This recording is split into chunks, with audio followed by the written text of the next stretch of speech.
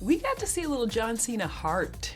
Aw. In this movie. Oh, I got to be the cool uncle. I mean. It's great. I mean, really, like the majority, it was, you know, you and. Lil B. Yeah, like you, that was really you.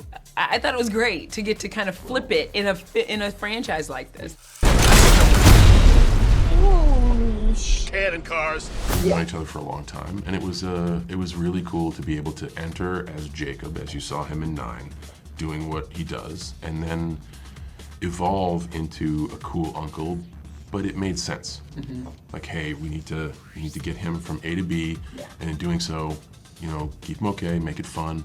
All right, this is what we'll do, and this is how we'll do it. And it's not like an abrupt about face. It's a realistic character stretch that allows him to become, instead of tactical blue gear Jacob, to become cool Uncle Jacob with the board shorts and I have I love that. Dude, didn't So you? good. I loved was it. dying. And the shoes were dorky too. Yeah, it was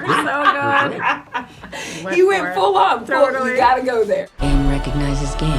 I want to talk about the female star power in this film and what it means, like, number one, to elevate this franchise. And how does being a part of this, like injecting that tough female energy into this, how does that make you feel? Oh, I love it. I love that from the very, very beginning, the female characters were strong, were badass. You helped start it. Yeah, we did. Nischelle and I did, Yeah. which is something we're very proud of. And we keep passing the baton and adding more power to it, but it's really cool, especially with the addition of Bree and Rita Moreno. It's very cool. And you really got to do it this time. Oh, like, yeah. You really got to kick butt.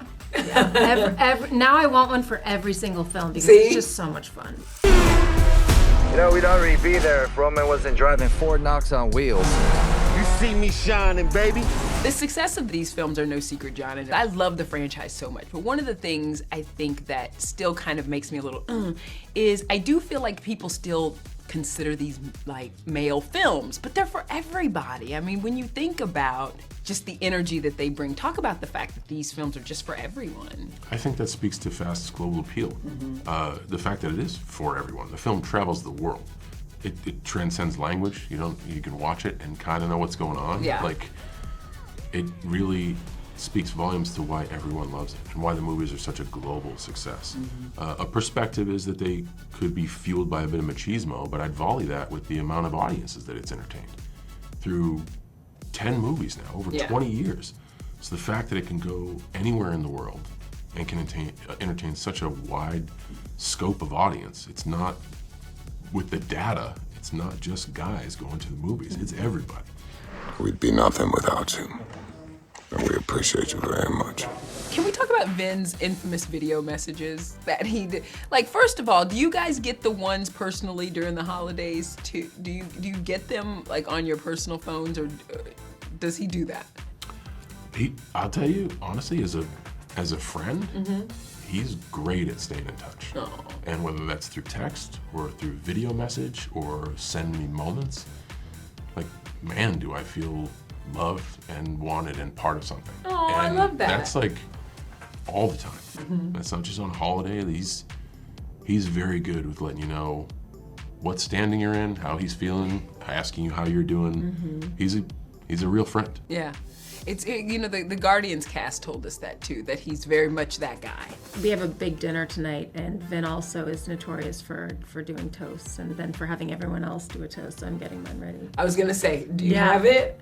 I don't have it yet, but it's gonna get there maybe after a tequila. Because I'll be there. honestly, I mean, this film sets up, and what we've all been told is that you guys are getting ready to say goodbye. This is your last ride. Is it a little bittersweet being together, or? I think it would be too difficult to be in that mindset for the next couple of years, because it will take a couple of years to wind down, so yeah, not yet. Everybody, though, is together. I mean, and I know you guys feel like a family. You don't even have to say it. I know you guys feel like a family, and I know you do too, even though this is just, you know, your second film. Is it tough for you to think about, like, this iconic franchise coming to an end? I still have a perspective that I'm lucky to be here. Yeah. I was asked to play for the winning team. That's not lost on me. Yeah. That's what an invite. Favorite sequence in this film? Ooh, that's hard. I would say, action-wise, the very end. And Shirley's and Nischelle. I'd stay down if I was you. You'll need to hit me harder for that. that's also really good too. No, man, no, I don't. I can't have. You can't take- because when I start there's a taking bunch. There's I'll a break it down bunch. to genre. No, I think there's surprise, there's great action, you can laugh, Yeah. it's fun.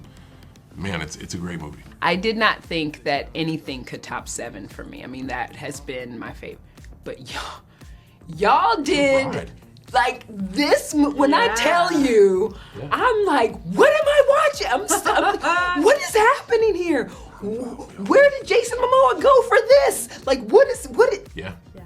All right, dorks, what are we blowing up? What? The Vatican?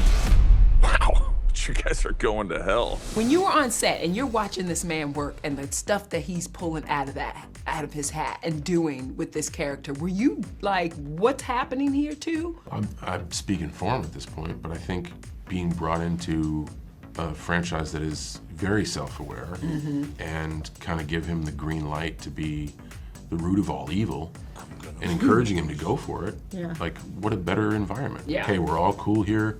Do your best and go for it. His name is Dante. I mean, you kind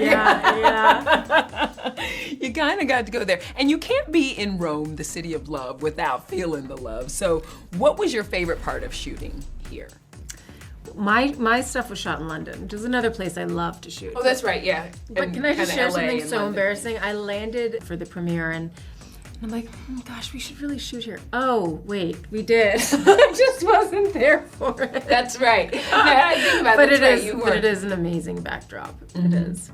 Again, I think it speaks to the spectacle of Fast. Yeah. Having a premiere here, the first thing you said when you sat down was like, thanks for Thank bringing me you. out. It Exactly. just shows the grandiose nature of Fast.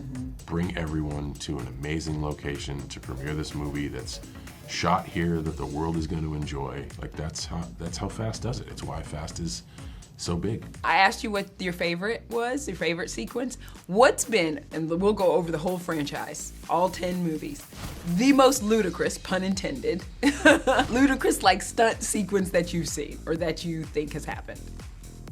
Mine is the wink, the huge wink with the Fiero in space. Yeah. Like, Same. loved that. What a another, again, a moment of self-awareness. Yeah. Where like, what are they gonna do next? Go into space?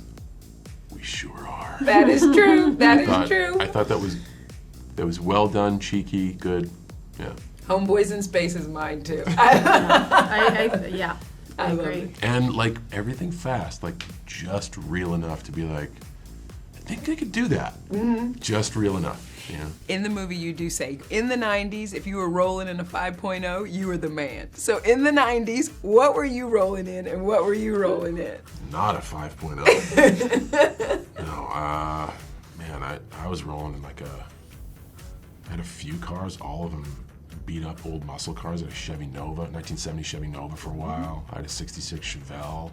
Oh, well, that's a cool car, though. But it was a POS. Okay. I grew up in New England, so I had like the winter beaters. I had the the Chevy Cavalier, not the Z34 model. It was a really base model. Yeah, I had some really cruddy cars. I don't even think you were driving. You weren't even driving in the 90s. In the 2000s. Okay, I was going to say, I don't even think you were Yeah. driving in the 90s now that I said it. Yeah, no 5.0 for me. No.